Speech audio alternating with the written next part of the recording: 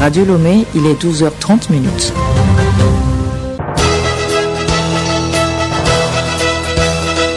Le journal Bénédicte Kanda.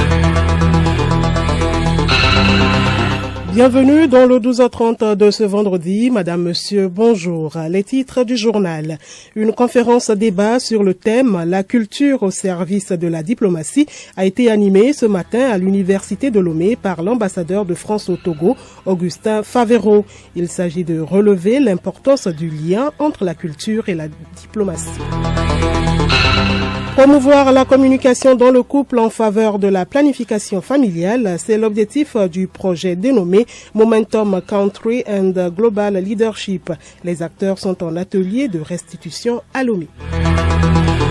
Les messages véhiculés par certaines chansons d'aujourd'hui sont obscènes et portent atteinte aux bonnes mœurs. Le gouvernement réagit et met en garde les promoteurs qui s'exposent à la rigueur de la loi. À suivre dans ce journal, un dossier sur l'évolution de la musique togolaise.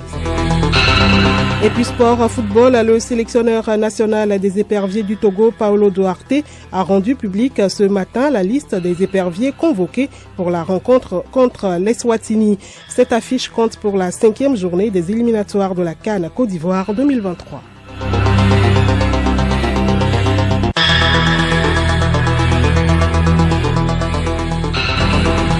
radiolomé.tg. Bienvenue à tous. Le Conseil des ministres délocalisé à Adéta, chef-lieu de la préfecture de Pélé, s'est ouvert ce matin dans l'enceinte du CEG de la ville sous la présidence du chef de l'État, Faure Sozina Nyasingbe. Les détails avec Bonaventure Samtou de la Top Adéta. À son arrivée, le président de la République a été accueilli par la présidente de l'Assemblée nationale, Madame Djigbodi Yawatega, en présence du ministre d'État, ministre de l'administration territoriale, de la décentralisation et des collectivités locales, Payadoa Boupessi. Après la libation et la salutation des différentes personnalités, le chef de l'État a regagné la salle érigée pour la circonstance. À l'issue de ce conseil, le chef de l'État et les membres du gouvernement vont procéder à la mise en terre de différentes espèces de plants dans l'enceinte de l'établissement. D'Adéta, Bonaventure Samtou, agence togolaise de presse pour Radio Lomé.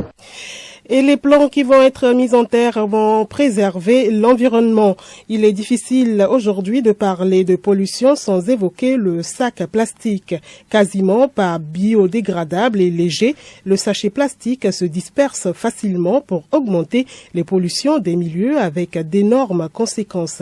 Malheureusement, son élimination n'est pas d'actualité. Bema Gado de l'ONG STAD, Sciences et Technologies africaines pour un développement durable. Le premier facteur, c'est d'abord la création de l'emploi pour les jeunes. Et il y a les industries plasturgiques qui ont une chaîne de valeur assez importante dans le secteur de l'emploi. Le deuxième enjeu, c'est que ces entreprises plasturgiques ont eu des autorisations pour s'installer et ont fait des investissements importants pendant qu'ils ne sont pas encore rentrés dans le retour de leur investissement. Ils ne peuvent pas évidemment être arrêtés d'un seul coup, sauf que si l'État a des moyens pour pouvoir sécuriser les reconversions qu'ils vont faire dans d'autres domaines ou bien dans la production du biodégradable. Le troisième enjeu, le biodégradable, c'est des produits alimentaires.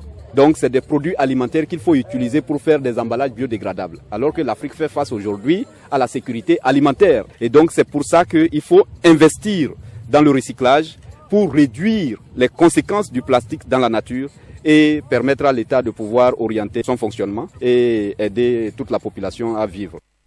Un environnement sain qui préserve également la santé. Les acteurs impliqués dans la mise en œuvre du projet Momentum Country and Global Leadership partagent les résultats du projet. Ils sont en atelier de restitution à Lomé. Il s'agit d'échanger sur ces résultats afin de recueillir les recommandations. Financé par l'Agence américaine pour le développement international, ce projet vise à promouvoir la communication dans le couple en faveur de la planification familiale. Il s'est déroulé d'août 2021 à mars 2023 et est exécuté dans les districts du Golfe et de Logou. Selon la responsable du projet MCGL, Essian Yaba, les résultats obtenus sont encourageants. L'un des constats, c'est que beaucoup de femmes n'adhèrent pas aux méthodes contraceptives parce que les hommes ne les accompagnent pas. C'est pourquoi le projet Momentum pour ce volet s'est accentué sur la communication de couple, renforcer cette communication afin que les hommes s'impliquent de plus en plus dans la santé de leur famille à travers la planification familiale. Les résultats que nous avons eu à obtenir sont tellement importants qu'il faudrait que nous partagions ces résultats. La plupart des couples ont témoigné qu'avant ce projet, il n'y avait pas la communication dans le couple, mais avec les interventions de MCGL, ça également a fait changer d'opinion à la plupart des hommes qui eux-mêmes maintenant conduisent leurs femmes, les mains, bras dessus, bras dessous, bien mettre dans la main, dans les formations sanitaires. D'autres projets similaires sont en cours d'exécution dans d'autres localités du Togo. La culture au service de la diplomatie, c'est sous ce thème que s'est tenue une conférence débat à l'Université de Lomé ce matin.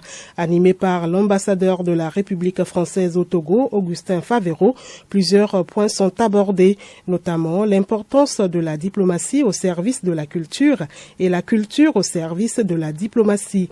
Plusieurs acteurs sont présents, des professionnels des domaines littéraires, artistiques, ainsi que des étudiants. L'activité est organisée par la Direction de l'information, des relations, de la coopération et des prestations de services. Elle est présidée par le professeur en lettres et écrivain Kani Alem. Nous reviendrons pour plus de précisions dans nos prochaines éditions. Elle adoucit les mœurs. La musique forme et éduque à travers les messages véhiculés dans les chansons. Aujourd'hui, une question se pose. Les morceaux diffusés portent-ils les mêmes messages? L'homme de la rue donne son avis à travers ce micro-trottoir réalisé par Yanis Eza et Bagbazem Ekoum. Pour avoir là, tu peux apprendre quelque chose dedans. Mais pour aujourd'hui là, ce sont des bêtises. Et les comportements même, ça va pas. Il blague avec la chanson, il dit rien d'intéressant, il insulte les filles. C'est ça. Ça gâte les jeunes filles et les jeunes garçons.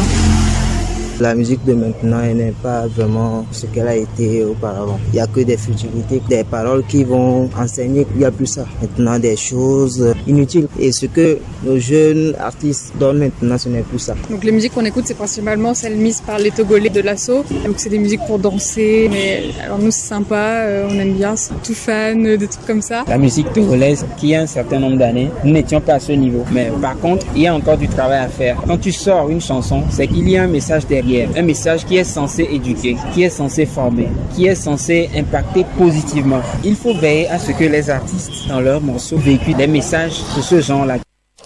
Musique d'hier et d'aujourd'hui au Togo, face à la prolifération de production, de diffusion et de promotion des chansons à caractère obscène ou portant atteinte aux bonnes mœurs, le ministre en charge de la culture tape du poing sur la table et met en garde les promoteurs. Dans ce dossier qui va suivre, Geneviève Pognon nous replonge dans l'histoire et l'évolution de la musique togolaise.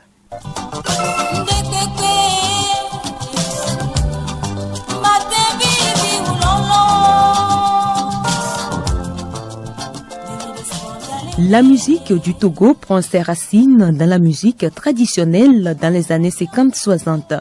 Elle est liée aux danses traditionnelles des groupes folkloriques ethniques dans les rites d'initiation et des cérémonies sociales. Des artistes de renommée internationale font partie intégrante de l'histoire de la musique togolaise, notamment Bella Bello, Julie Akofa-Akoussa, Afia Mala, Itadi Boné, Wellborn, King Mason, Jimmy Hope, Fifi Rafiatou, Abouti Yao Mawina, Oui Tassan, Anadi Seni, pour ne citer que cela. Ce qui donne la force et rend pérenne les chansons de ces anciennes gloires de la musique togolaise sont entre autres le contenu ou le message véhiculé qui est compréhensible et éducatif. Ces artistes sont connus et adulés par le public pour le message véhiculé et le style du rythme innovant.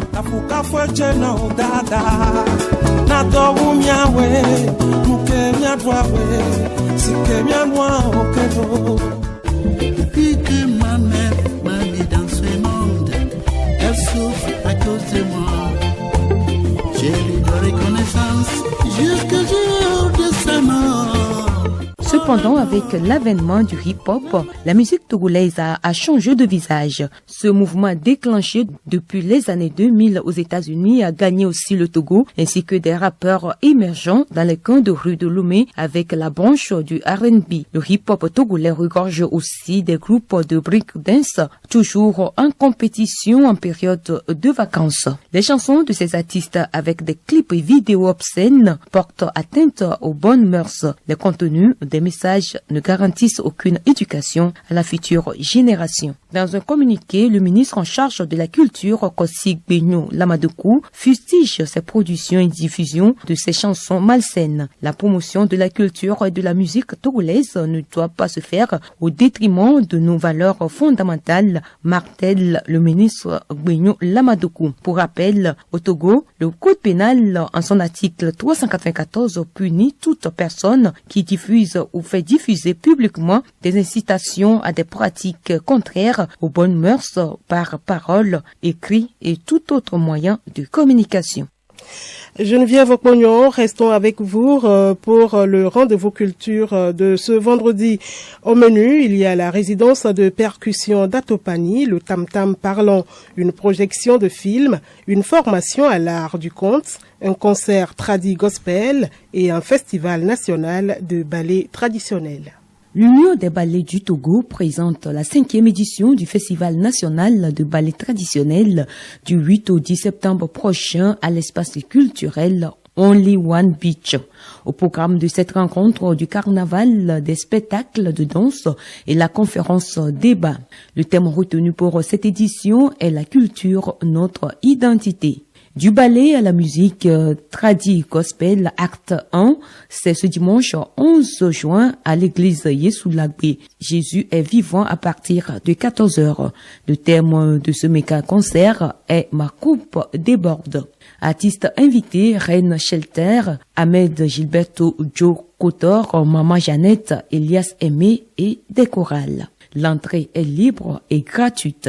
Autre sujet, du 15 au 17 juin prochain se déroule une formation à l'art du conte autour du thème entre l'écriture et l'oralité. C'est à l'espace culturel Bouliam. Parlons du cinéma à l'Institut français du Togo. Un mois, une œuvre numérique. C'est un rendez-vous mensuel autour de la réalité virtuelle proposée par la médiathèque de l'Institut français. Démarré depuis le 10 mai dernier, venez découvrir ce samedi 10 juin le parcours exceptionnel du spationaute français Fishman grâce au premier film en réalité virtuelle tourné dans l'espace.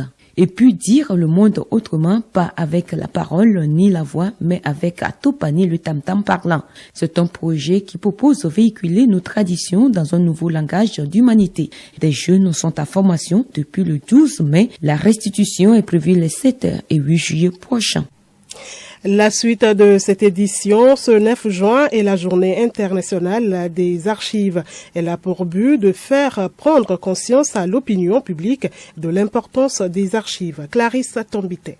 Les archives constituent la mémoire des nations et des sociétés. Elles fondent leur identité et sont un élément clé de la société de l'information. Cette date donc s'imposait. C'est donc le 9 juin 1948 que le Conseil international des archives a été créé sous les auspices de l'UNESCO. Ce choix a été immédiatement approuvé et adopté par la communauté archiviste mondiale. Cette journée est une excellente occasion de faire comprendre au public le besoin de prendre des mesures urgentes concernant ces documents et de connaître l'importance des archives. Cette journée s'adresse aussi aux décideurs et vise à les rendre acteurs de la conservation des archives sur le long terme, quel qu'en soit le support. Et vous suivrez vers la fin de ce journal l'invité de la rédaction. Il s'agit du directeur de la bibliothèque et des archives nationales, Atipate Kwacha Romaric. Il va nous parler de l'importance des archives. La Chambre de commerce et d'industrie du Togo se prépare à renouveler les représentants de l'Assemblée consulaire. Les membres de la commission électorale consulaire ont prêté serment hier à la Cour d'appel de Lomé. Quelles sont les missions assignées à cette commission? Maounou Placide Clément, substitut général à la Cour d'appel de Lomé, nous explique. Les missions que vous êtes appelés à remplir sont déclinées à l'article 8 de l'arrêté numéro 033 et qui dispose Je cite, la commission électorale consulaire a pour mission l'organisation de tout le processus électoral consulaire, la bonne préparation, le bon déroulement et la proclamation des résultats provisoires. À ce titre, elle est chargée de recevoir les dossiers et demandes d'inscription des opérateurs économiques sur la liste électorale, de procéder à l'étude des dossiers et demandes d'inscription sur la liste électorale, d'informer les électeurs du déroulement des élections, de recevoir et d'étudier les dossiers de déclaration de candidature à l'Assemblée consulaire, d'assurer la publication des listes électorales et des listes de candidature au quotidien national Togo Presse ou tout autre journal d'annonce légale et par affichage dans les représentations régionales et dans les bureaux de préfecture ainsi que sur le site web et au siège de la Chambre de commerce et d'industrie du Togo. Sujet religion à présent, les pèlerins se préparent pour accomplir l'un des 5 piliers de l'islam. Il s'agit du Hajj. Il est considéré comme une obligation religieuse pour tous les musulmans qui ont les moyens physiques et financiers. Cependant, le Hajj est parfois confondu à la Umrah ou petit pèlerinage. Quelle est l'origine du Hajj et quelle différence y a-t-il entre le Hajj et la Umrah? Élément de réponse dans ce magazine de Nabara Nafara Noudar. Le Hajj, le pèlerinage annuel à la Mecque en Arabie Saoudite, est l'un des plus grands rassemblements religieux au monde. Tout pèlerin est à la recherche de la miséricorde divine, de l'obtention du pardon des péchés et autres bénédictions. Quelle est l'origine du pèlerinage? Sani Karim, vice-président de l'Union musulmane du Togo. Allah subhanahu wa ta'ala a fait appel au pèlerinage. C'était le prophète Abraham quand il cherchait Dieu. Allah dit, moi Allah je t'ordonne à appeler les gens pour venir faire le pèlerinage dans cette maison désormais. Et ils viendront de partout dans le monde entier. Abraham de dire à Allah, comment ma voix peut-elle porter partout dans le monde entier? Et Allah lui dit, toi ton devoir est de faire l'appel. Et c'est nous, Allah, qui faisons entendre l'appel. Et Allah a fait aplanir toutes les montagnes et sa voix à travers les anges à une vitesse de la lumière s'est propagée partout dans le monde. Et toute personne qui attend la voix d'Abraham répond à son appel pour aller témoigner le pèlerinage en faisant la baik Allahumma la baik. Oh Allah, je réponds à ton appel. Il n'y a pas de divinité en dehors d'Allah. Le pèlerinage et la Umrah représentent des formes de dévotion sacrée et de connexion spirituelle avec Dieu. Cependant, ces deux pratiques sont différentes. Retrouvons le vice-président de l'Union musulmane du Togo. La Umrah est dénommée souvent le petit pèlerinage quand le grand pèlerinage est le Hajj. La différence qui fait entre les deux n'est que la station à Arafat. Le prophète de l'islam nous dit Al-Hajj Arafat. Le Hajj c'est Arafat, car c'est Arafat qui symbolise la fin du monde. Arafat symbolise un unique événement, la foi et la dévotion. Qu'Allah exauce les prières de tous les pèlerins et de tous les musulmans. Nabara Nafara Noudar. Dans l'actualité sportive, la Confédération africaine de volleyball vulgarise le volleyball de plage chez les jeunes. Elle vient d'annoncer le lancement d'un projet dénommé DOVE qui signifie colombe. Au plan national, Paulo Duarte a annoncé ce matin la liste des éperviers pour la confrontation contre les Swatini. Une avant-dernière journée décisive pour le Togo. Assurer la qualification pour la prochaine CAN en Côte d'Ivoire, le seul objectif de cette rencontre. Salim Lemo.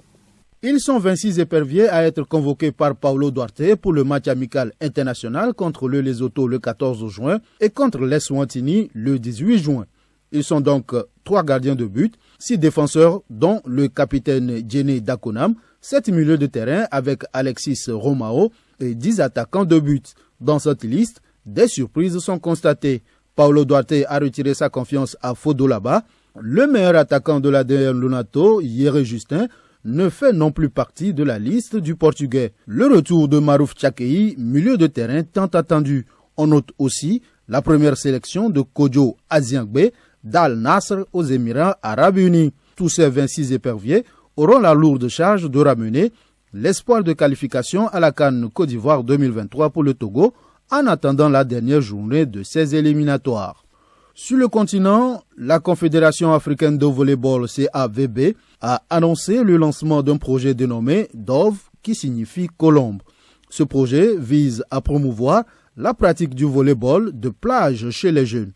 Le projet DOV, préalablement annoncé lors du dernier congrès de la CAVB, sera exécuté en collaboration avec toutes les fédérations nationales, indique une correspondance de la présidente de l'instance dirigeante du volleyball africain.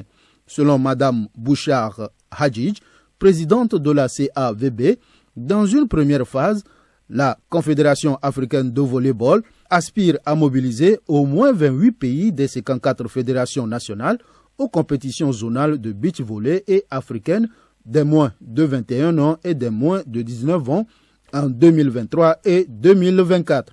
Pour ce faire, la présidente invite les présidents de zone à intégrer les compétitions de beach volleyball pour les jeunes dans leurs activités pour les années 2023 et 2024 et à planifier leur participation aux compétitions zonales et continentales de ces catégories.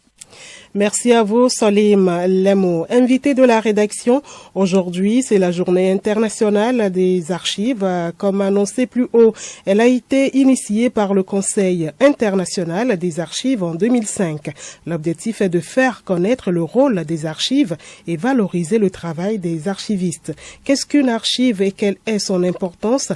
Élément de réponse avec l'invité Atipate Kwacharomarik, directeur de la Bibliothèque et des Archives nationales, au micro d'Hélène Assabi.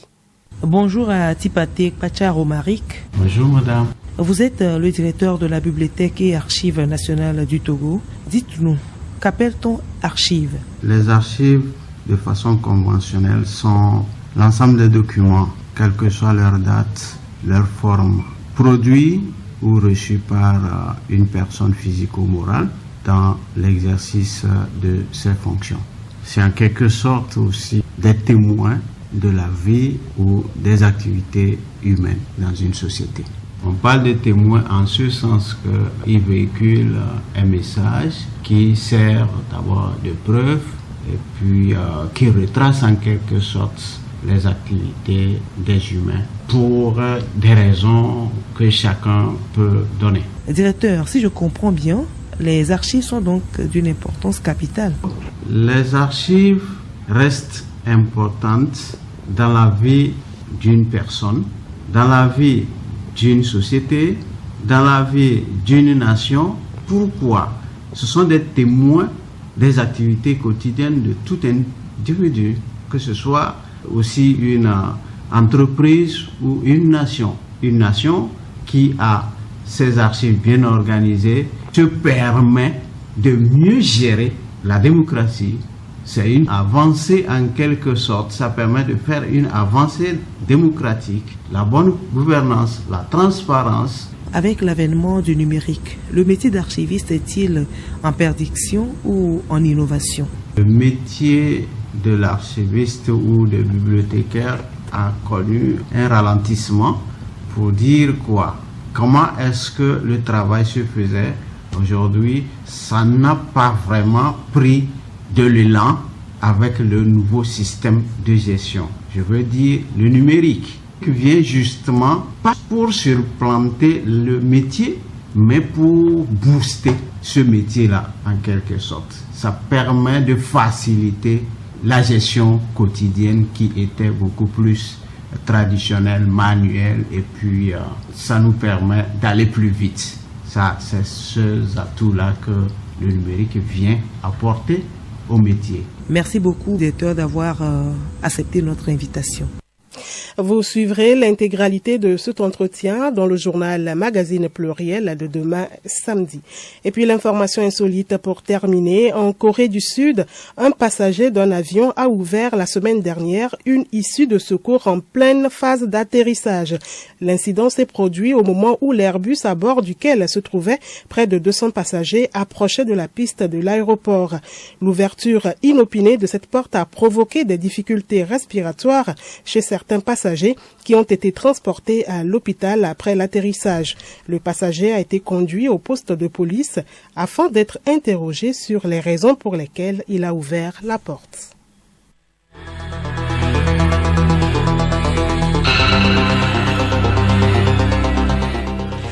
Madame, Monsieur, voilà, c'est la fin de ce journal. Merci de l'avoir suivi. Retenez dans l'actualité le Conseil des ministres délocalisé qui se tient à l'État dans la préfecture de Pélé sous la présidence du chef de l'État Fort et Sazimna Nyasimbe.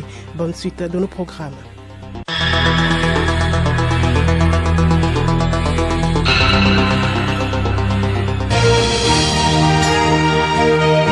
Radio Lomé, boîte postale 434, email radiolomé@radiolomé.tg. radiolomé.tg